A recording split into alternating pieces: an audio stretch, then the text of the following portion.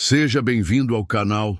Pronto para mais uma jornada ao desconhecido? Antes de começarmos, inscreva-se, curta o vídeo e me conte nos comentários onde você mora e a que horas está assistindo.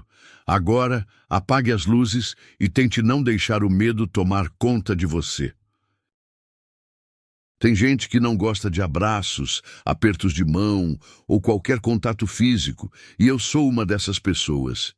Meu nome é Wanda e sempre fui bem na minha, sabe? Meio fechada. O que vou contar aconteceu quando eu tinha 20 anos e vivia numa cidadezinha no sudoeste de Ohio. Foi uma sequência de escolhas péssimas que me botaram frente a frente com algo que eu jamais imaginei enfrentar. Eu tinha voltado há pouco tempo de uma visita à minha tia em Oklahoma. Eu tenho umas 2 histórias bizarras sobre ela, mas isso é assunto para outra hora. Enfim, naquela época, eu estava usando um desses sites de relacionamento. Isso foi bem antes do Facebook se popularizar, logo depois do MySpace. A verdade é que eu estava me sentindo um pouco sozinha. Então comecei a navegar para ver quem eu poderia conhecer. Um dia, recebi a mensagem de um cara no site. A conversa fluiu bem e ele me pareceu gente boa. Então, depois de um mês de papo, decidi que talvez fosse uma boa ideia conhecê-lo pessoalmente. Um dia, ele me perguntou se a gente podia se ver e depois de pensar um pouco, eu topei. Por que não? O problema é que eu não tinha carteira de motorista nem carro, então, além de andar a pé, minha única opção era usar a bicicleta do meu irmão. Tentei entrar em contato com alguns amigos e até pedi o carro do meu pai emprestado, mas nada deu certo. Eu tinha $10 para gasolina, mas não consegui nenhuma carona, então decidi que iria de bicicleta. Foi uma decisão bem idiota, para ser sincera. Eu estava na metade do caminho quando o inesperado aconteceu. Eu estava pedalando pela estrada principal da cidade quando, de repente, bati num bueiro. Minha roda da frente ficou presa na grade e eu voei por cima do guidão. Por sorte, não tinha nenhum carro na minha pista, mas o pessoal que estava no restaurante do outro lado da rua caiu na gargalhada. E eu não estava achando graça nenhuma. Quando finalmente cheguei na casa dele, percebi que o cara era um completo idiota. Tentei manter a educação por um tempo, mas o comportamento dele durante o encontro foi tão desagradável e desrespeitoso que eu mal pude esperar para inventar uma desculpa e dizer que precisava ir embora. O jeito descarado, como ele me olhava e as cantadas que fazia do nada, me fizeram querer sair dali imediatamente. Ele não era nem de longe o cara simpático e agradável que parecia ser quando a gente conversava por mensagem. O pior é que o desgraçado tinha um carro, mas se recusou a me levar de volta para casa, mesmo quando eu ofereci dinheiro para gasolina. Do nada, ele disse que o carro estava com problemas e que não podia me levar. Maldito idiota! Antes de ir, eu precisava que uma amiga me buscasse.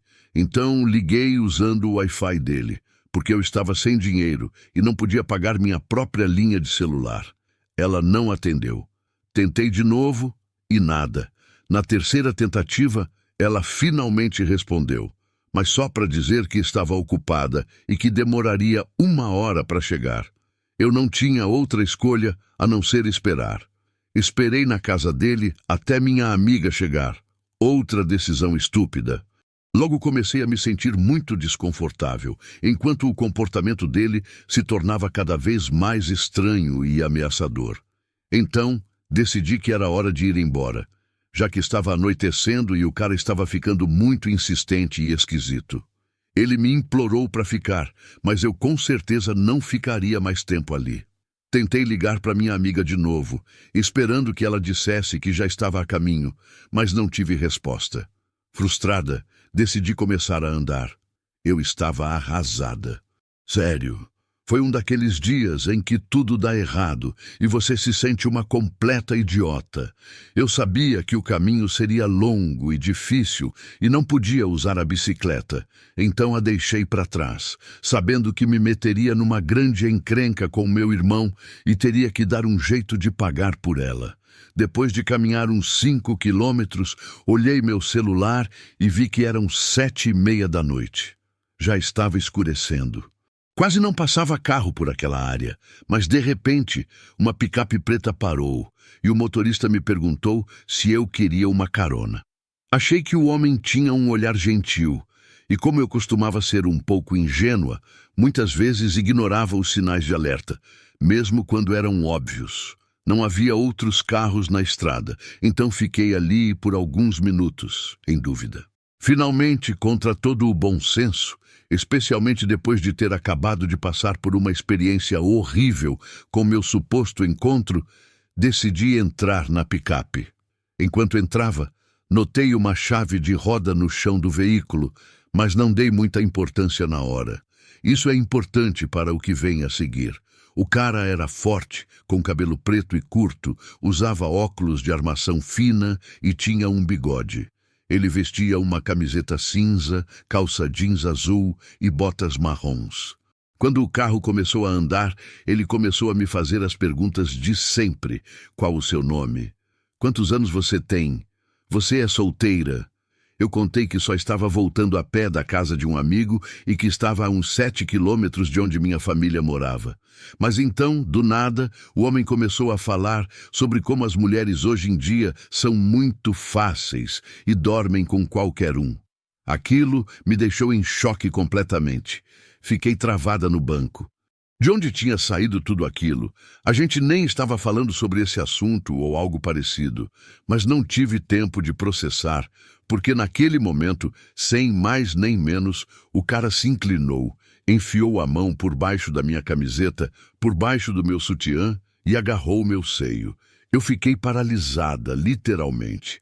Estava tão confusa e em choque que não tive nenhuma reação imediata, quase como se não pudesse acreditar no que estava acontecendo.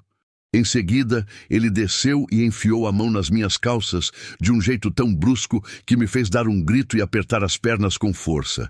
Olhei para ele e ele tinha um sorriso torto no rosto. Seus olhos estavam avermelhados e com um brilho de fúria que me deu arrepios. Só então notei o cheiro de maconha dentro da picape e percebi que estava numa situação muito, muito ruim. Tentei respirar fundo e manter a calma, ou melhor, recuperá-la. Sabia que precisava ser esperta se quisesse sair bem daquela situação. Então, forcei um sorriso, fingindo que estava gostando do que ele estava fazendo, apesar de só sentir vontade de vomitar enquanto pensava numa forma de escapar. Nesse momento, lembrei da chave de roda que estava bem aos meus pés. Com aquele mesmo sorriso falso, pedi um cigarro, e ele concordou. Ele tirou a mão de mim e começou a procurar o maço. Eu coloquei minha mochila entre as pernas como se estivesse procurando algo nela. A mochila estava parcialmente sobre a chave de roda, então eu a peguei rapidamente e disse: "Se você não parar a picape, eu vou fazer a gente sofrer um acidente." Mas ele nem se abalou. A essa altura, eu estava completamente apavorada e claramente não estava pensando com muita clareza. Desesperada, joguei meu braço para trás com força, com a chave de roda na mão, e quebrei a janela traseira, gritando para ele parar a picape. Ele começou a gritar comigo e a me xingar de tudo, furioso. Ele pisou no freio com tudo e tentou me agarrar, mas eu abri a porta rapidamente e pulei da picape, correndo para o lado esquerdo da estrada. Foi outra decisão estúpida da minha parte. Eu sabia que o lugar onde tínhamos parado era parte de uma reserva nacional que eu conhecia bem. Você pode estar se perguntando por que não corri na outra direção.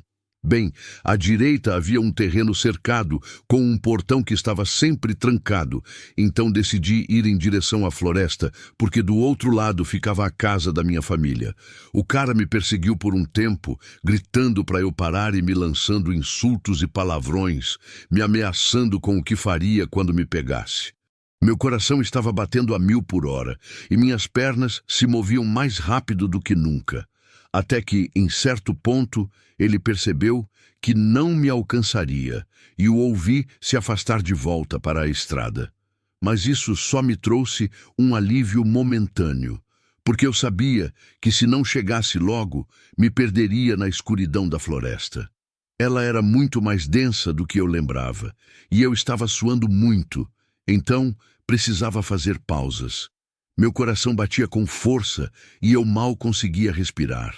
Cada barulhinho me fazia pensar que ele estava vindo atrás de mim de novo. No entanto, depois de aproximadamente 1 hora de caminhada, finalmente cheguei em casa. Contei à minha família tudo o que tinha acontecido, mas eles apenas deram de ombros, como se fosse algo normal. Me senti completamente ignorada. Minha família nunca foi um refúgio de conforto ou segurança, mas aquilo foi além. Era como se ninguém se importasse. Dias depois tive que voltar com meu pai para buscar a bicicleta na casa daquele idiota do encontro, e foi constrangedor demais. Um tempo depois, liguei de novo para minha amiga, e como ela não atendeu, decidi ir até a casa dela. A van dela estava lá, estacionada. Bati na porta e a confrontei, e ela finalmente foi sincera. Disse que esteve em casa o tempo todo. Não era nada que eu já não tivesse percebido, mas ouvir isso da boca dela realmente me deixou com muita raiva. Ela nunca foi me buscar.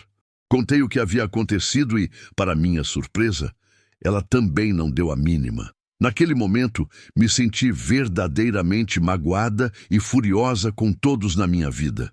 Eu nunca mais falei com ela. Pouco tempo depois, arrumei um emprego de recepcionista, juntei meu dinheiro e finalmente saí de casa para morar sozinha. Me afastar de todos eles foi, sem dúvida, a melhor decisão da minha vida. Esse dia mudou tudo em mim. Me despedacei por dentro, mas também aprendi algo que ninguém me ensinou. Quando a coisa aperta de verdade, você só tem a si mesma. Ninguém vai te salvar. Hoje, anos depois, quando alguém tenta me tocar e eu me afasto, não é frescura. É o meu corpo lembrando daquela noite, protegendo a mulher que eu me tornei. Essa cicatriz é invisível, mas nunca sara.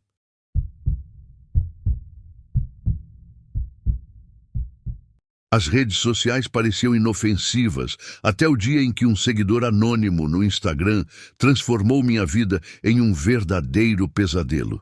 Meu nome é Marcelo. Quando eu tinha 22 anos, logo após sair de um relacionamento que me deixou destruído financeiramente, isso aconteceu comigo. Foi há cerca de 2 anos. Naquela época, eu morava num apartamento de 1 quarto só, em cima de uma lavanderia em Columbus. Era um lugar pequeno e mal cuidado, e a minha situação financeira era ainda pior. Eu estava tão quebrado que minha alimentação era basicamente cereal seco com água da torneira. Naquela época, eu passava tempo demais no Instagram. Era o meu jeito de desligar do mundo. Eu virava as noites rolando a tela, tentando esquecer porque estava triste e sem um centavo no bolso. É assim que funciona. Era só rolar a tela infinitamente. O algoritmo do Instagram me conhecia muito bem. Cachorrinhos fofos, prédios abandonados, luzes de neon, coisas de videogame antigo e aquele feed interminável que nunca acaba. Uma madrugada, lá pelas 2 horas, eu estava na cama, rolando o feed como sempre. Lembro da hora porque eu já tinha prometido a mim mesmo que ia dormir à meia-noite. E mais uma vez eu quebrava essa promessa. Eu estava no meio de um vídeo de um cara restaurando um Game Boy quando saí dele e notei uma notificação estranha nas minhas mensagens diretas. Tinha uma nova solicitação. O perfil era completamente em branco, sem publicações, sem seguidores e sem seguir ninguém. O nome de usuário era só números, com uns pontos e sem nenhuma biografia. A mensagem dizia: "Você deixou sua janela aberta." No começo, pensei que fosse spam ou alguma conta estranha de zoeira. Sabe, essa gente com tempo livre demais que só quer perturbar. Eu morava no 2º andar, então minha janela estava mesmo aberta, mas ela dava para o beco dos fundos e era cercada por escadas de incêndio e sujeira de pombo. Então, eu respondi algo como: "Nossa, que sinistro!" Depois, deixei o celular de lado, mas não consegui dormir. 10 minutos depois, peguei o celular novamente e vi que tinha recebido uma foto. Era uma imagem do meu apartamento, tirada do beco. O meu apartamento de verdade, fotografado bem debaixo da minha janela. Dava para ver minha plantinha no vaso, o pequeno adesivo de chip no vidro e a minha sombra deitado na cama, com o celular na mão. Não era uma foto com zoom. Parecia que a pessoa estava muito perto. Que diabos é isso? Sussurrei em choque. Aquilo me pegou de surpresa. Eu me levantei tão rápido que larguei o celular na cama e corri até a janela para olhar. Não tinha nada. Só o beco vazio. Ninguém na escada de incêndio. Nenhum passo, nenhum som. Fechei e tranquei a janela, puxei a cortina e fiquei no escuro por tipo 1 hora, tentando decidir se devia ligar para a polícia ou não. Mas o que eu ia dizer para eles? Oi, alguém me mandou uma mensagem com uma foto do meu próprio apartamento e eu tô com medo. Eles iam me ridicularizar pelo telefone. Acho que a minha vida já era patética o suficiente para passar por mais essa vergonha.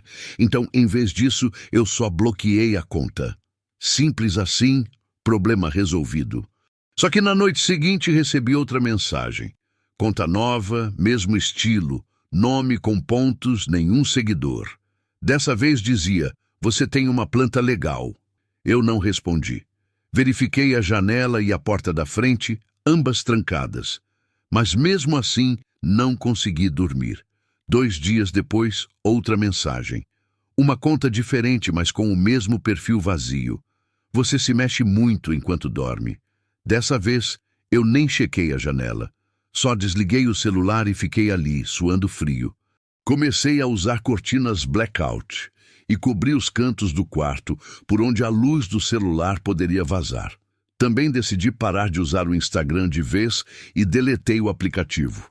Mas não adiantou, porque depois de algumas semanas de silêncio, um conhecido me mandou uma mensagem perguntando sobre uma menção estranha, e foi aí que descobri que o pesadelo estava longe de terminar.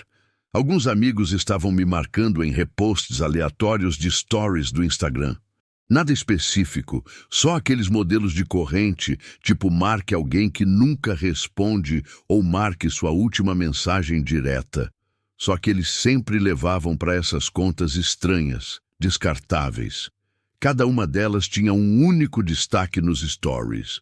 Não uma publicação, um story. Era sempre a mesma tela preta com um texto numa fonte branca tão pequena que era difícil de ler. Do tipo que as pessoas usam para esconder segredos. As mensagens nunca eram diretas, mas pareciam fragmentos. A penugem, você respira fundo. Agora eu sou real. Uma delas tinha um clipe de apenas alguns segundos, filmado de um ângulo alto. Era o meu quarto, visto de cima, como se alguém tivesse gravado do teto. Eu não tinha uma câmera lá, disso eu tenho certeza. Isso me deixou apavorado. No dia seguinte, no trabalho, mostrei para uma colega, mas ela riu e disse que parecia falso. Pode ser inteligência artificial ou algo assim, ela disse. Mas o layout do quarto era exato. Dava para ver meu cobertor xadrez, meu ventilador de plástico e até a rachadura na pintura em cima do armário. Nenhuma IA conseguiria saber disso. Então, liguei para o proprietário e disse que achava que alguém podia ter entrado no meu apartamento enquanto eu estava fora. Ele jurou que ninguém mais tinha as chaves e que o apartamento não passava por manutenção há semanas, mas se ofereceu para vir dar uma olhada pessoalmente. Ele disse que ia checar os dutos de ventilação. Porém, essa foi a última vez que tive notícias dele. Alguns dias depois, o administrador do prédio me disse que o proprietário tinha ido para o México por motivos pessoais. Perguntei quando ele voltava, mas ele disse que não tinha data de retorno. Naquela noite, quando voltei do trabalho, comecei a desmontar meu apartamento. Literalmente, desparafusei todos os dutos de ventilação. Olhei debaixo das gavetas, atrás das luminárias, tudo que eu podia. No começo, não encontrei nada. Mas aí, notei outra coisa. Quando apaguei todas as luzes e fiquei completamente parado, havia um pequeno brilho vermelho num canto distante do quarto, quase invisível, como o pontinho de uma webcam antiga. mas eu não conseguia localizá-lo. Toda vez que eu me aproximava, ele desaparecia. Uma noite tive uma ideia, provavelmente estúpida, mas pensei que, se eles podiam me ver, talvez eu pudesse mandar algo de volta. Então, reinstalei o Instagram e postei uma foto. Só um quadrado preto com a legenda "Eu também estou te vendo". Nada aconteceu por 2 dias. Mas aí, apareceu um comentário de uma conta que eu nunca tinha visto. Dizia: "Finalmente". Não sei explicar por quê, mas aquilo me assustou mais do que qualquer outra coisa. Significava que eles estavam esperando. Naquela mesma noite, recebi outra mensagem direta. Não de uma conta nova, mas de um conhecido com quem eu não falava há 1 ano. A mensagem era curta. "E aí, por que você postou aquele vídeo? Isso é muito estranho". "Que vídeo?", pensei.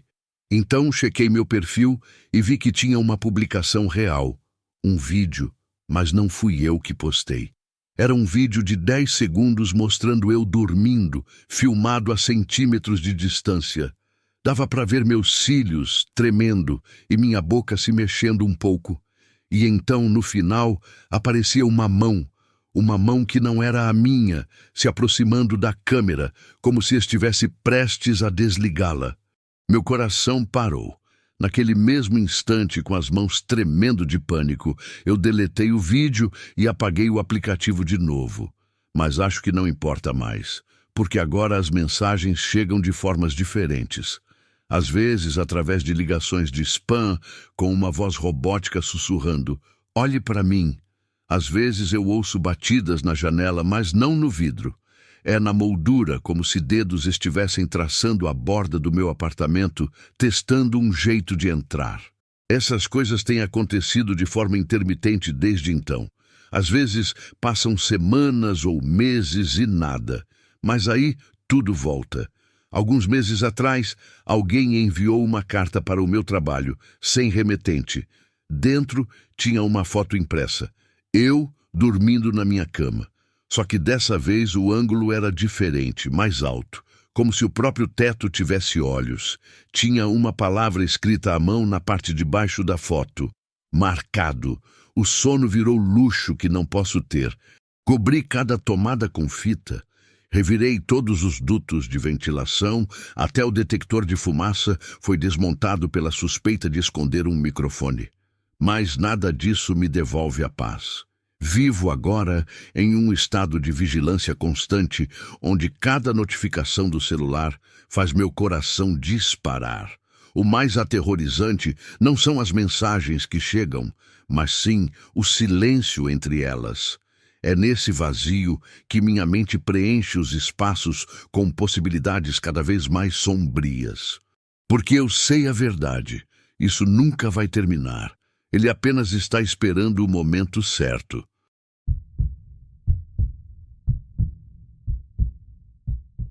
Dizem que o amor pode curar qualquer vício. Mas e se o próprio amor se tornar a droga mais perigosa de todas? A minha namorada depende de mim, precisa de mim, e eu não poderia sentir mais orgulho de cuidar dela. Eu conheci a Sandra em um bar numa noite de terça-feira. Ela tem uma estatura mediana, cabelo escuro e uns olhos que pareciam guardar uma tristeza profunda. Qualquer homem teria uma sorte incrível de tê-la como namorada. Eu a vi sentada sozinha, no canto mais escuro do bar, observando as pessoas ao redor com aqueles olhos grandes e confusos, como se estivesse vendo o mundo pela primeira vez. Eu me aproximei com o coração batendo mais rápido que o normal. E ofereci pagar uma bebida para ela. No início, pensei que ela era simplesmente uma introvertida que tinha decidido sair para socializar por uma vez. Mas conforme eu conversava mais com ela, percebi que estava escondendo um segredo, uma vulnerabilidade que a envolvia como um manto. Ela ficou bem bêbada naquela noite e, enquanto dançávamos de um jeito meio sem graça na pequena pista de dança, ela me abraçou com uma força inesperada e sussurrou no meu ouvido: "Por favor, não me solta. Eu sou tão sozinha. Eu sou de um lar adotivo". As palavras dela ecoaram dentro de mim, tocando uma corda que vibrava no ritmo da minha própria solidão. Eu sei perfeitamente como é se sentir completamente sozinho neste mundo cruel, porque eu acordo e vou dormir com esse mesmo sentimento todos os dias da minha vida. Eu não tinha a menor ideia de onde ela morava, e deixá-la naquele bar, naquele estado de embriaguez e vulnerabilidade, não me pareceu a coisa certa a se fazer. Então, eu a levei para a minha casa, e desde aquela noite ela ficou comigo. Para mim, isso não foi problema algum. Eu ganho o suficiente para sustentar nós dois e adorava tê-la por perto. A presença dela preenchia o silêncio do meu apartamento e logo ela se tornou a minha família, a única que eu tive em muito tempo. Um dia, cerca de 2 meses depois que ela passou a morar comigo, eu precisei voltar em casa à tarde para pegar uns documentos e encontrei a porta da frente entreaberta, o que eu achei bem estranho. Pensei que Sandra talvez tivesse saído para dar uma volta, mas ao entrar no meu quarto, eu descobri o seu segredo sombrio e doloroso. Ela estava caída no chão, inconsciente. Eu me assustei demais, mas quando olhei direito, percebi que havia uma seringa ao lado dela. Não demorei nada para entender o que estava acontecendo. Sim, a minha namorada tinha um problema de vício em heroína. No entanto, diferente do que outros caras poderiam ter feito, eu não a julguei, nem considerei me livrar dela. Eu entendia a sua solidão. A solidão pode levar as pessoas a fazer coisas terríveis para tentar escapar dela, e eu acreditava firmemente que Sandra ainda podia ser salva. Eu a peguei nos braços, levei para o hospital mais próximo e me certifiquei de que ela recebesse a ajuda médica de que precisava desesperadamente. Depois de quase uma semana de desintoxicação, ela recebeu alta e voltou para casa comigo. Eu não quis falar com ela sobre o assunto imediatamente. Então, esperei que estivesse um pouco melhor e a coloquei sentada no sofá para conversarmos sobre o que tinha acontecido. Sandra, como você está se sentindo? Eu perguntei suavemente. Por que você me salvou? Ela respondeu com a voz fraca. Porque eu te amo, eu disse, e era a mais pura verdade. Ninguém quer um desastre como eu. Ela murmurou, sem olhar para mim. Eu quero, porque eu também sou um desastre. Confia em mim. Somos perfeitos um para o outro. Por favor, me deixa te ajudar. Eu tive uma ideia. Uma ideia que eu acho que vai te ajudar a superar esse problema com as drogas. Ela me olhou com um pingo de curiosidade em seus olhos cansados e brilhantes e me perguntou, qual é? Você só precisa transferir esse vício para outra coisa, algo mais seguro, como comida, por exemplo. Isso mesmo, comida. Você pode até ter o seu próprio canal no YouTube. Esses vídeos de gente comendo para a câmera são muito populares e estão super na moda. Esse tipo de conteúdo traz popularidade da noite para o dia.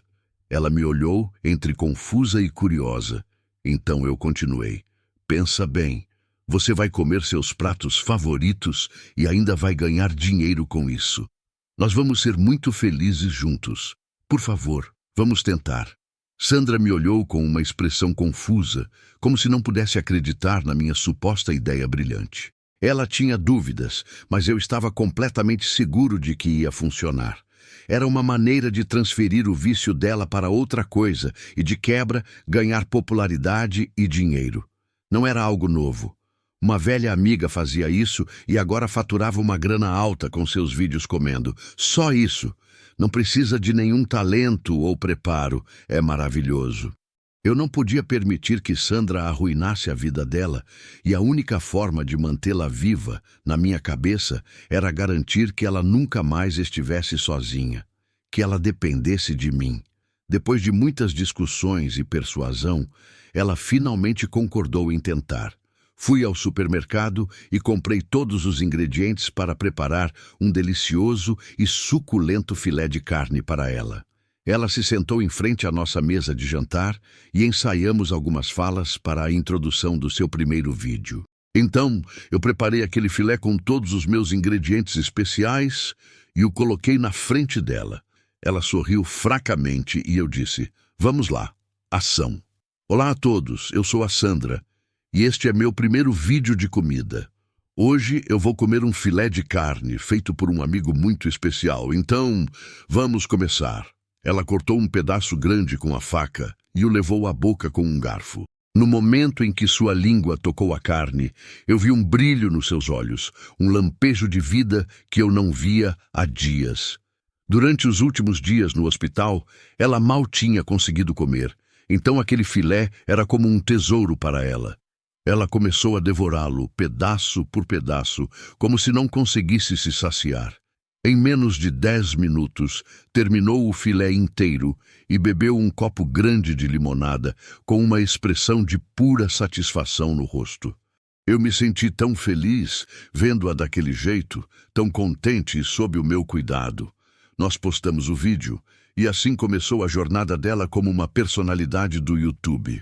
Ela dormiu por um dia inteiro depois daquela refeição, e quando acordou na manhã seguinte, parecia radiante, resplandecente.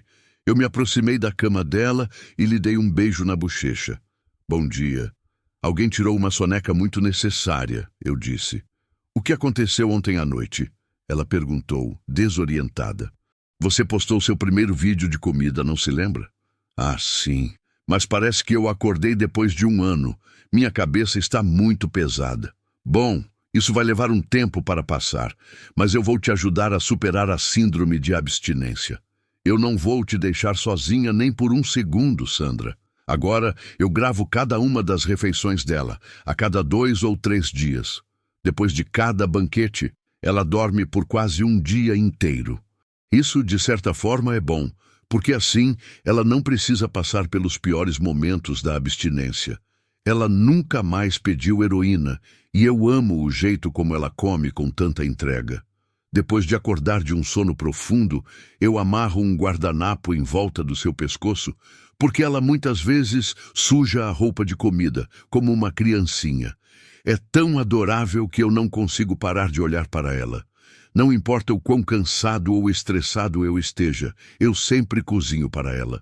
Não permitirei que ela coma comida de delivery, porque não teria os meus ingredientes especiais. Além de todas as especiarias e ervas que eu uso, eu adiciono outro ingrediente secreto à sua comida. Uma pequena quantidade de morfina que consegui através de contatos que fiz no hospital durante o tratamento dela. Sim, eu sei. Pode não ser estritamente necessário, mas isso a ajuda a dormir mais facilmente, a fazer com que o mundo desapareça para ela. Também faz com que ela se esqueça de qualquer ideia de sair da minha casa, de me abandonar. Eu não gosto quando, nos breves momentos em que reduzo a dose e ela recupera um pouco da consciência, ela falava em me deixar. Ela não tem ideia do que este mundo cruel faria com ela se eu não estivesse em sua vida para protegê-la. Então, eu misturo uma pequena quantidade de morfina em suas bebidas para depois da refeição, quando ela já está sonolenta e satisfeita. A cada 2 ou 3 dias, quando acordo ela e sirvo a comida, ela esquece todo o resto e se lança sobre o prato. Ela o devora com os olhos bem abertos, e isso me dá uma imensa tranquilidade. Às vezes, eu crio uma pequena pausa na sua dieta, deixando de dar morfina por um dia, só para que ela não perca a memória por completo e ainda me reconheça. Procurei nas coisas dela e encontrei o endereço do pequeno e sórdido apartamento onde ela morava, em um beco mal iluminado. Juntei todos os seus pertences e os trouxe para cá. Também tentei investigar o passado dela. Assim como eu, ela não tem ninguém neste mundo. Eu sabia desde o início que seríamos perfeitos um para o outro. Esta noite, vou assar um bolo de casamento para ela. Ela ficará muito surpresa ao saber que vamos nos casar. Mas não quero interromper sua rotina, então toda a cerimônia acontecerá depois que ela comer seu jantar especial e adormecer. Eu vou carregá-la nos meus braços, enquanto ela estiver profundamente dopada pela morfina, e nós vamos dançar a nossa primeira dança juntos. Ela é a parceira de vida perfeita. Não tem queixas, não exige nada, e ainda assim é tão serena e pacífica. Parece ainda mais bonita quando dorme. Eu a beijo, brinco com seu cabelo, e ela nunca diz não a nada que eu queira fazer. Simplesmente fica deitada ao meu lado com os olhos fechados, parecendo um sonho tranquilo e suave. Sou o homem mais sortudo deste mundo. Ela me encontrou naquele bar, naquela noite de terça-feira, e desde então nos tornamos inseparáveis. Prometi a ela que nunca a soltaria, e é uma promessa que mantenho todos os dias. Cada refeição que preparo, cada vídeo que gravo, cada noite que a embalo nos meus braços enquanto dorme, tudo isso é a minha forma de amá-la. A solidão faz coisas estranhas com as pessoas. Transforma amor em necessidade, cuidado em prisão. Mas no fim, não importa como chamamos isso. O que importa é que ela está aqui, comigo, para sempre.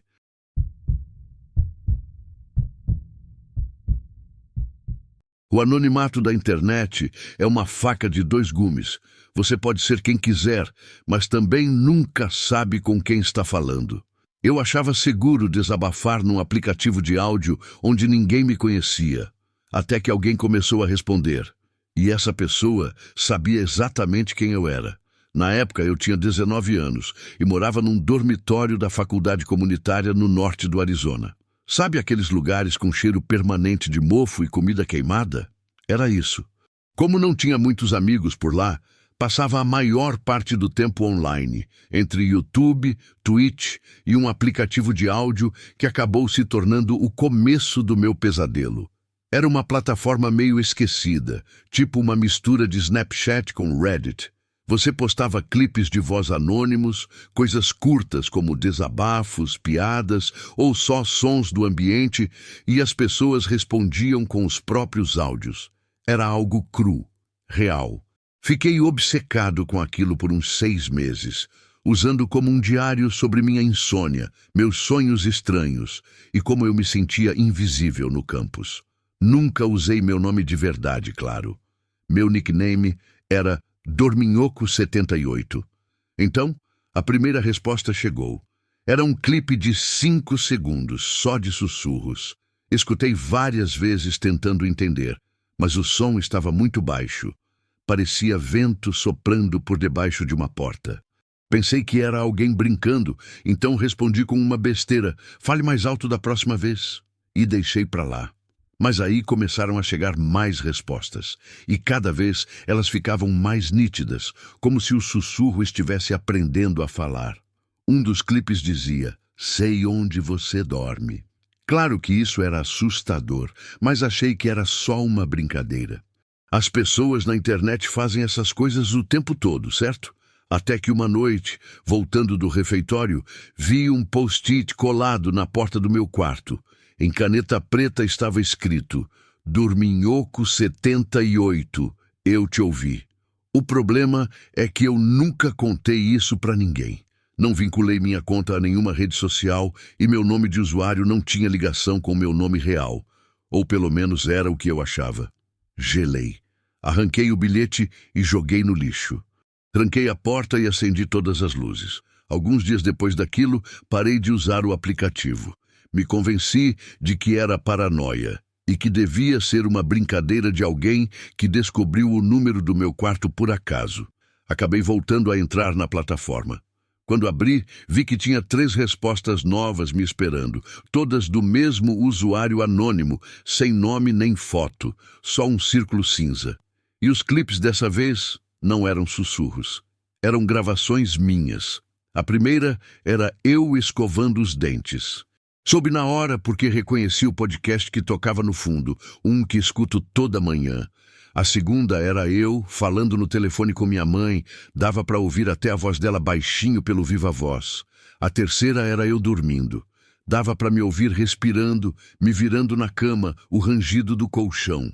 Em certo momento, eu tuço durante o sono e o som estava lá, na gravação.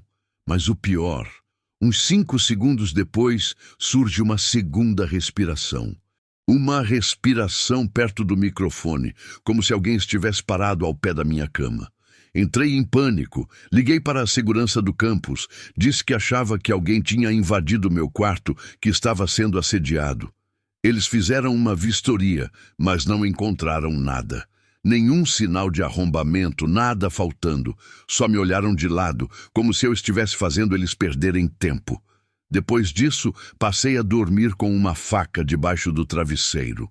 Não que adiantasse muito, mas me dava uma falsa sensação de segurança. Até que uma noite, o pior aconteceu. Eu estava na cama, fingindo dormir. Tinha deixado o notebook na mesinha ao lado da cama, com o aplicativo de áudio aberto e o microfone ligado, pensando que talvez eu pudesse ouvir algo se o stalker mandasse outro clipe. Por volta das 2:30 da manhã, ouvi a porta principal do prédio se abrir com um baque metálico. Fiquei em alerta, esperando. Ouvi passos pesados e lentos se aproximando pelo corredor. Eles pararam bem do lado de fora da minha porta. Senti meu coração apertar e juro que parei de respirar. A maçaneta se moveu um pouco, como se alguém estivesse testando se estava trancada. E estava. Não me mexi, nem pisquei. Fiquei ali, apavorado, rezando para que o invasor fosse embora.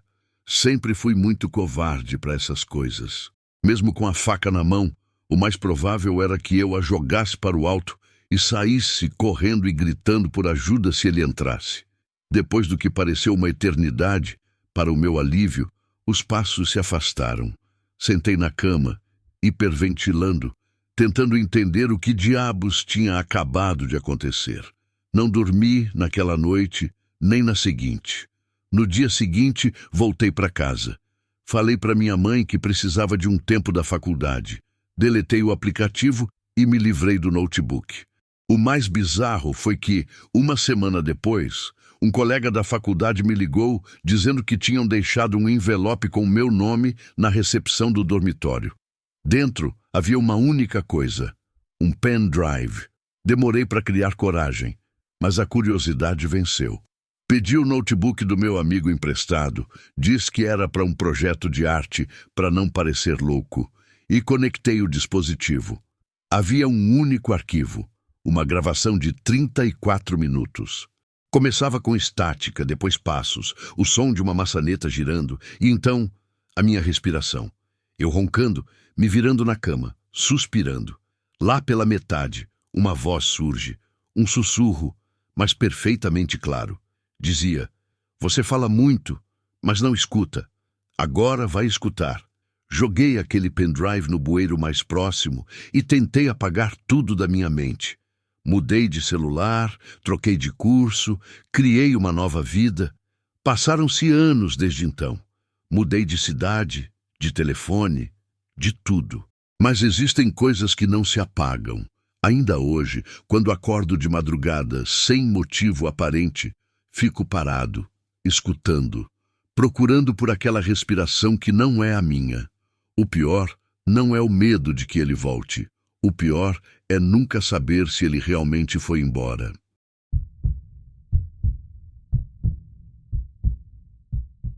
Algumas pessoas simplesmente aparecem na sua vida, mas e se uma delas não pertencesse a este mundo? Esta é a história de como uma mensagem online transformou minha realidade em um pesadelo completo. Meu nome é Bernardo. Hoje tenho 34 anos e moro em Eugene, no Oregon.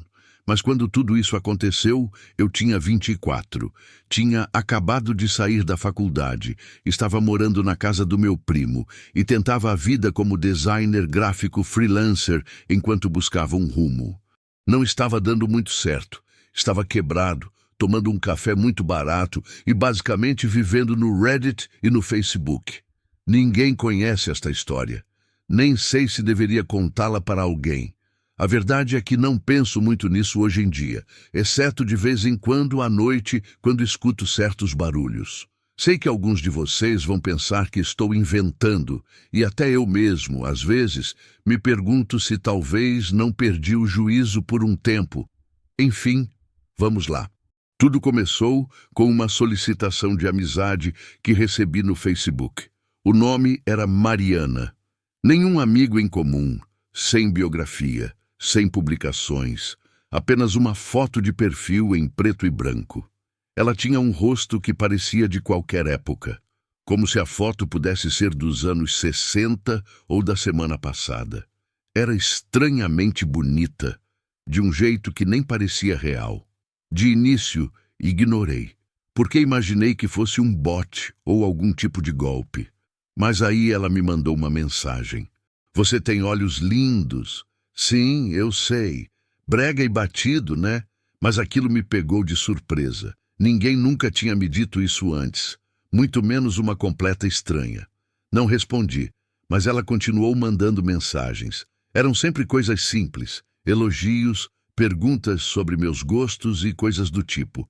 Nunca mandava links, nunca era spam, só coisas estranhamente pessoais, como se ela me conhecesse ou quisesse muito me conhecer. Depois de alguns dias, resolvi responder. Estava sozinho, entediado e sim curioso para saber quem era essa garota misteriosa. Perguntei quem ela era e a resposta foi bem esquisita. Ela disse algo como: "Sou só alguém que vê você." Não tenho certeza se foram essas as palavras exatas, mas era basicamente isso. Queria ter tirado um print. A conta não existe mais hoje, mas juro pelo que você quiser que foi algo assim que ela escreveu. A partir daí, a coisa toda se tornou meio viciante. A gente se falava por mensagem quase toda noite durante algumas semanas. Ela nunca dizia de onde era, nunca mandava selfies ou mensagens de voz, só escrevia. Mas eu me deixei levar. Ela sabia coisas sobre mim, coisas específicas que eu nunca tinha postado em lugar nenhum. Como o fato de eu ter uma pequena cicatriz atrás da minha orelha esquerda, que ganhei caindo de bicicleta aos 10 anos. Como ela conseguia saber disso? Isso não aparece em foto nenhuma. Ou que eu ranjo os dentes quando estou tenso, ou que eu tinha uma camiseta azul marinho com uma mancha de água sanitária na manga, que usava direto. Conferi todas as minhas redes sociais, procurei por posts ou fotos que pudessem explicar aquilo. Nada. Perguntei se a gente já tinha se conhecido antes, mas ela respondeu com um "ainda não." Depois disso, comecei a ficar paranoico. Cobri a câmera do notebook com um post-it. Apaguei publicações antigas e até tentei fazer uma busca reversa pela foto de perfil dela, mas nada, nenhum resultado sequer. Então, as coisas pioraram. Comecei a ver o nome dela, Mariana, escrito em lugares estranhos, rabiscado com giz na calçada perto do meu prédio, num post-it colado no caixa eletrônico, na mesa da cafeteria onde eu sempre tomava café da manhã, escrito a lápis. Uma vez, o nome estava até escrito num guardanapo, escondido debaixo do limpador de para-brisa do meu carro. Sem explicação, ninguém por perto, só o nome. Naquela tarde, cheguei em casa agitado e perguntei ao meu primo se ele estava me zoando, mas ele jurou que não fazia ideia do que eu estava falando. Ele me sugeriu procurar um médico, disse que eu andava muito nervoso, mas não dei bola. Uma noite, resolvi ir andando até um bar que ficava ali perto para tomar umas. Com um pouco de álcool no sangue, voltei para casa caminhando e abri o notebook. Assim que entrei na sala, vi que Mariana tinha mandado uma nova mensagem. "Não vá dormir ainda." E logo em seguida, outra. "Olha pela janela." Estava na sala, com as luzes apagadas e o notebook no colo. Meu coração deu um pulo no peito. Juro que a bebedeira passou na hora. Moro no 3º andar de um prédio. Não queria olhar pela janela, mas olhei. Não havia nada lá, só o poste da rua piscando. Mas por um segundo achei que vi uma figura, um rosto pálido, colado no vidro da minha janela. Mas logo desapareceu. Não dormi naquela noite. No dia seguinte, levei meu notebook para a cozinha, para longe das janelas. Tentei bloqueá-la, mas quando clicava na opção, a página travava e voltava ao normal, como se nada tivesse acontecido. O nome dela continuava lá, mas meio apagado, como se não existisse mais, como se fosse só um perfil fantasma. No entanto, as mensagens não pararam. Às vezes, eram ameaçadoras, tipo: "Não finja que não me conhece. Você disse que a gente ia se encontrar. Você prometeu." Tinha certeza de que nunca tinha dito algo assim, pelo menos não que eu me lembrasse. Meu primo disse que eu estava ficando maluco, que andava nervoso o tempo todo e que falava durante o sono. Ele disse que uma vez me ouviu sussurrar o nome de uma mulher no meio da noite. Quando perguntei que nome, ele disse que não conseguia se lembrar. Mas eu já sabia. Nos dias seguintes, minha vida inteira começou a desandar. Vivia em um estado constante de ansiedade e medo, olhando por cima do ombro o tempo todo e sentindo que estava sendo observado. Sentia que estava enlouquecendo. Comecei a dormir com as luzes acesas e afastei minha cama da janela, mas a sensação continuava ali, como se alguém estivesse sempre olhando bem do lado de fora do vidro. Mas então, chegou a noite em que finalmente a vi. As mensagens tinham parado há alguns dias e aquele silêncio me deixava ainda mais inquieto. Até que numa noite ela voltou. Era alta madrugada e estava chovendo. Estava na cozinha preparando um macarrão instantâneo quando meu celular vibrou. Era uma mensagem. A mensagem dizia apenas: "Desce, por favor." Senti um vazio no estômago, mas foi como se algo tomasse conta de mim. Talvez eu quisesse provar para mim mesmo que ela não era real. Ou talvez estivesse buscando um ponto final para aquilo. Não sei, mas desci. O estacionamento estava vazio, o asfalto molhado e a luz vermelha de segurança piscando lá em cima. A chuva tinha diminuído para um chuvisco fino. Não havia ninguém. Mas, bem na hora em que ia me virar para voltar ao apartamento, a vi. Ela estava parada ao lado da caçamba de lixo, a uns 3 metros de distância. O mesmo rosto em preto e branco, os mesmos olhos da foto de perfil. Mas a pele dela, mesmo na pouca luz vermelha que piscava, parecia estranha. Estava manchada, como papel molhado. Meu coração começou a bater com força contra as minhas costelas. Seus olhos escuros e sem vida estavam cravados nos meus, mas ela não se movia. Disse o nome dela, com a voz trêmula, mas ela não respondeu. Estava apavorado. Havia algo na presença dela que me paralisava. Parecia gelada e distante, mas ao mesmo tempo era como se seus olhos pudessem ver através de mim. Dei alguns passos mais perto, ficando a menos de 1 metro dela. Então, ela levantou a mão, lentamente, como se fosse me dar um oi. Mas quando dei outro passo, ela se desfez. E não no sentido figurado. Ela literalmente se desmanchou, como se fosse feita de pó. Sem gritos, sem som, ela apenas se desintegrou. Posso jurar que ouvi um estalo suave, como papel queimando. E foi isso.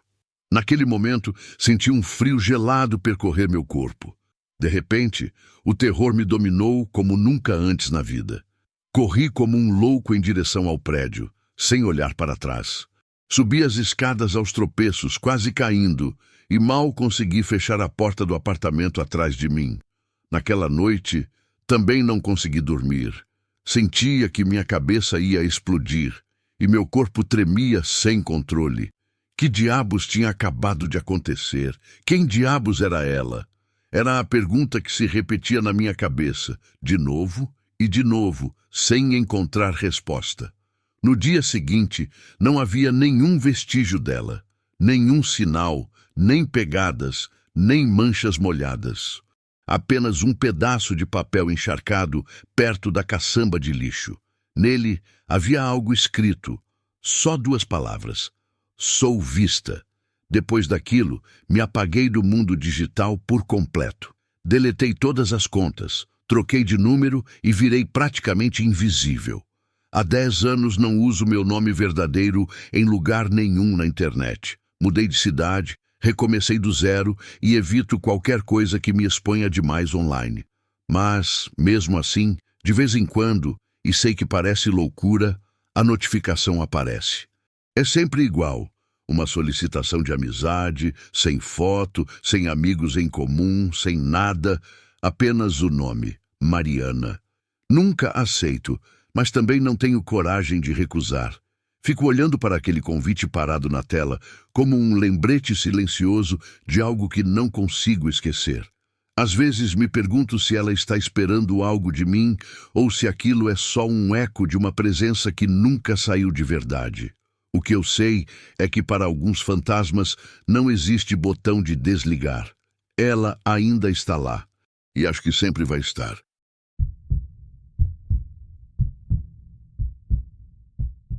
Como escritor, aprendi que as histórias mais perturbadoras raramente nascem apenas da imaginação.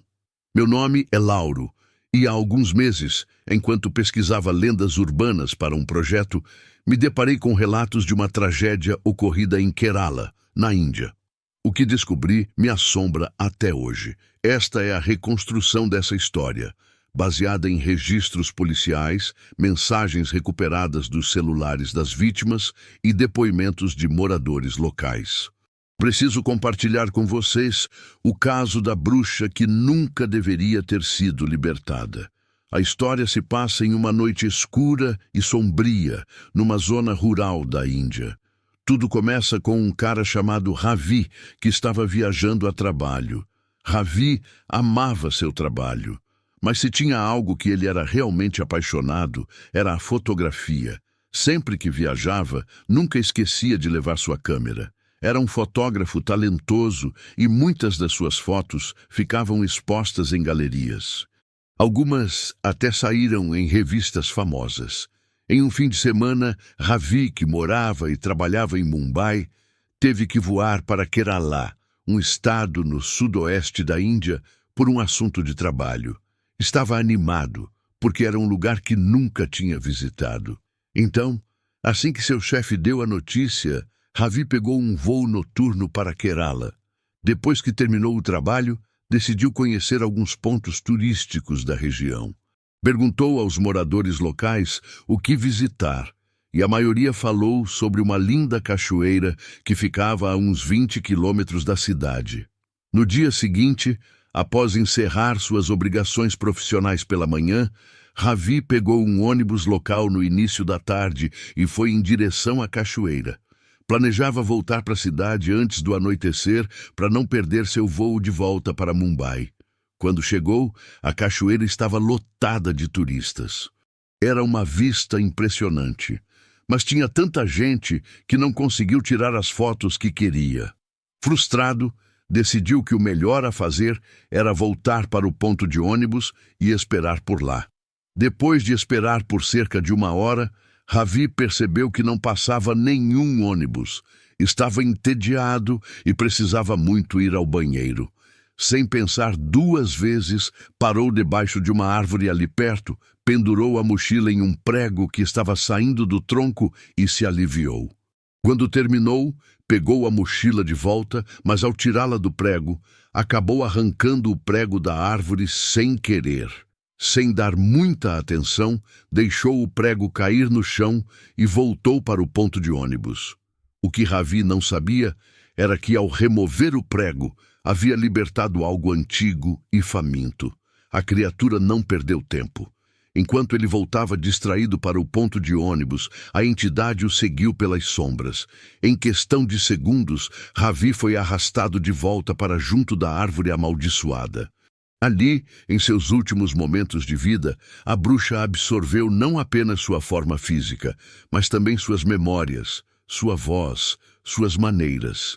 Quando voltou ao ponto de ônibus minutos depois, já não era mais Ravi quem esperava por um transporte, mas sim a bruxa, perfeitamente disfarçada, pronta para sua próxima caça. Não se passaram nem 5 minutos quando um carro parou bem na frente. O motorista, um homem com uma aparência amigável, disse: "O que você está fazendo aqui, amigo? Tô indo para a cidade também." "Não acho que vai passar nenhum ônibus para a cidade. Preciso chegar lá ainda de tarde. Tô esperando aqui faz 1 hora", respondeu. "Bem, pode entrar, tô indo para a cidade." Ravi se sentiu aliviado e animado. Então não pensou 2 vezes antes de entrar no carro. "Muito obrigado, amigo, por me oferecer uma carona." "A propósito, meu nome é Ravi", disse enquanto se ajeitava no banco do passageiro. "Sem problemas, eu sou o Emílio." "De qualquer forma, você não ia conseguir um ônibus hoje", respondeu o motorista. Curioso, Ravi perguntou: "Por que não?" E o homem respondeu: Tá tendo uma greve de ônibus na cidade, então o serviço está paralisado. Ah, isso explica por que eu não consegui pegar um, disse Ravi. Enquanto seguiam viagem, Ravi contou a Emílio sobre seu trabalho em uma empresa de tecnologia e sobre como gostava de fotografia. Dessa vez, vim para Kerala e decidi fazer um pouco de turismo depois do trabalho. Eu amo fotografia, mas a cachoeira estava tão cheia de gente que não consegui tirar uma foto boa. Olha, se você tiver tempo, posso te mostrar um lugar pouco conhecido que também tem uma cachoeira. Você vai poder tirar suas fotos lá, sugeriu Emílio. Claro, respondeu Ravi, curioso. Enquanto dirigiam, conversaram sobre vários assuntos. No entanto, de repente, Emílio perguntou a Ravi: você se importaria de me dizer o que estava fazendo perto daquela árvore, junto ao ponto de ônibus onde te encontrei? Já fazia algumas horas que estavam na estrada e o sol começava a se pôr. Ravi riu, meio nervoso, e respondeu: ah, eu só estava urinando. Emílio ficou sério. Eu não deveria saber disso, mas nenhum morador local se atreveria a chegar perto daquele ponto de ônibus, muito menos daquela árvore. Por que não? Perguntou Ravi, curioso. Dizem que uma bruxa vivia naquela árvore muitos anos atrás, explicou Emílio. Ravi deu uma risada de deboche. Qual é, Emílio? Estamos no século 21. Não me venha com lendas urbanas. Você pode achar engraçado, mas 6 pessoas morreram no vilarejo da forma mais horrível possível. Todas elas estiveram perto daquela árvore, disse Emílio com seriedade. Mas é um lugar bem isolado. Poderia ter sido um ataque de animal, argumentou Ravi. Claramente preocupado, Emílio insistiu. 6 pessoas morrem depois de visitar o mesmo lugar. Não parece coincidência. Todos acreditam que foi obra da bruxa. Dizem que ela consegue assumir qualquer forma humana, tornando-se uma cópia perfeita de suas vítimas. Depois desses incidentes, os moradores chamaram um sacerdote muito sábio para se livrar dela, mas ele não conseguiu expulsar o espírito maligno. Em vez disso, conseguiu prender a entidade na árvore e isolá-la do mundo com um prego abençoado. Uau! Então acho que eu libertei a bruxa, disse Ravi com um sorriso nervoso, tentando aliviar o clima tenso. O que você quer dizer com isso, Ravi? Perguntou Emílio, agora mais preocupado. Enquanto eu urinava, pendurei minha mochila no prego e ele caiu quando eu atirei. Deixei ele no chão bem na hora que você apareceu, explicou Ravi, rindo. Meu Deus, Ravi, eu não sei o que vai acontecer agora. É melhor a gente chegar logo na cidade, disse Emílio com o nervosismo estampado no rosto. De repente, Ravi deu um grito. Ei, cuidado! Emílio desviou o carro da estrada e parou bruscamente. Você é louca. Por que estava parada no meio da estrada desse jeito? Eu poderia ter te atropelado. Ravi ouviu Emílio gritar com uma mulher que estava parada no meio da estrada, mas não conseguiu ouvir o que ela dizia. Logo, os dois voltaram para o carro e a mulher, vestida inteiramente de branco, sentou-se no banco de trás. Ela também quer ir para a cidade, mas assim como você, não consegue por causa da greve, explicou Emílio. Ravi se virou para a mulher, que era surpreendentemente bonita, e se apresentou. Olá, sou Ravi. Sou Luana, respondeu a moça. A conversa voltou ao assunto da bruxa e chegaram à parte de como Ravi a havia libertado. Foi então que Luana falou. Eu não acredito que a bruxa possa mudar de forma. Ou pode? Ravi estava prestes a fazer outra pergunta quando Emílio o interrompeu, dizendo que o lugar da cachoeira que tinha falado antes estava a apenas alguns minutos. Embora já estivesse escuro, Ravi poderia ao menos tirar algumas fotos com sua câmera, que tinha recurso para capturar imagens em ambientes noturnos. Ravi concordou, e os 3 chegaram ao lugar mencionado. Emílio estacionou o carro e disse a Luana para esperar lá dentro, pois ele e Ravi voltariam logo, depois que ele tirasse algumas fotos. Ei, olha ali, está a sua cachoeira, disse Emílio apontando para longe. Vá em frente e aproveite. Vou fumar um cigarro aqui. Ok, disse Ravi animado, e caminhou em direção à cachoeira com sua câmera. Enquanto Ravi se aproximava do local, Emílio recebeu uma mensagem de um amigo morador da região, e o que ela dizia gelou seu sangue. Ele podia ver Ravi ao longe, concentrado em sua câmera. De repente ouviu passos suaves na vegetação atrás de si. Alguns minutos depois, uma mão feminina pousou em seu ombro, e Emílio já sabia o que esperar. Era Luana. Ela disse: "A polícia apareceu procurando o motorista do carro, então decidi procurar por ele. Dizem que encontraram um corpo a alguns quilômetros daqui." Foi nesse momento que Emílio mostrou a mensagem a Luana, e ela também pareceu apavorada. Enquanto isso, Ravi se virou com a câmera pendurada no pescoço e um sorriso perturbador se formou em seu rosto. "Sim, ela muda de forma, sim", disse Ravi, com um brilho estranho nos olhos.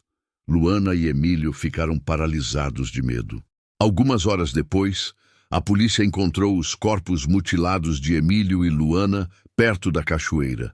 No celular de Emílio estava a mensagem com a foto de um cadáver que era ninguém menos que o verdadeiro Ravi, enforcado com a alça resistente de sua mochila, que havia sido amarrada ao galho da árvore da bruxa, onde Emílio supostamente o havia encontrado. A história se espalhou rapidamente pelo vilarejo, e a lenda da bruxa se tornou ainda mais assustadora. Ninguém mais se atrevia a chegar perto da árvore onde Ravi havia pendurado sua mochila. As pessoas diziam que a bruxa havia se vingado e que aqueles que ousassem desafiá-la sofreriam as mesmas consequências que Emílio e Luana. Até hoje, aquela árvore permanece intocada às margens da estrada. Os moradores voltaram a fixar um novo prego abençoado em seu tronco, mas ninguém sabe ao certo se a bruxa foi aprisionada novamente ou se ainda vaga por Kerala, assumindo novos rostos e atraindo novas vítimas. O caso permanece oficialmente sem solução. As famílias de Emílio e Luana ainda buscam respostas que talvez nunca virão. E quanto ao verdadeiro Ravi, seu corpo foi devolvido a Mumbai, onde foi sepultado longe da terra que se tornou seu túmulo prematuro. Esta história me ensinou algo que carregarei para sempre. O verdadeiro horror não está naquilo que podemos ver e identificar como ameaça.